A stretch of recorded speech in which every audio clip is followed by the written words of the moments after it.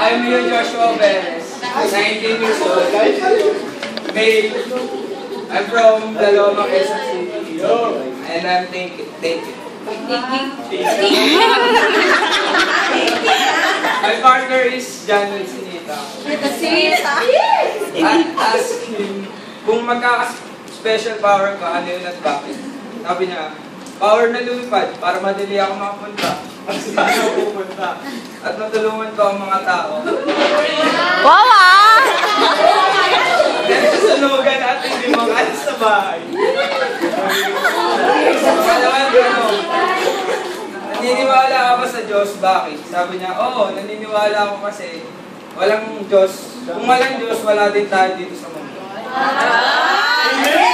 Yes! Bakit tanong, naniniwala ka ba sa H-Bill?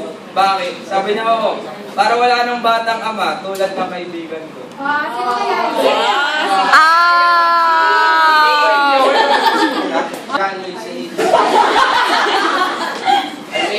19 years old, male, from Singalong, Manila. Name? Name?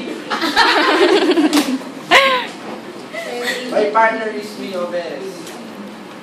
My first question is, when is your first kiss? And he answered, December 2008. Naalala ba ni Mio yun? Makalawang tanong, kung may papalitan ka sa pagkatao mo, ano yun at bakit? Yung pagiging high blood ko kasi may nagagawa ako. High blood? Hindi naman sila sadya kasi hindi nga ako. Uling tanong, high blood. Kung tatakbo ang presidente ng Pilipinas, anong unang-unang ayusin mo at bakit? Una kong ayusin yung squatter area kasi maraming naapektuhan na tao kasi talagang kahirapan.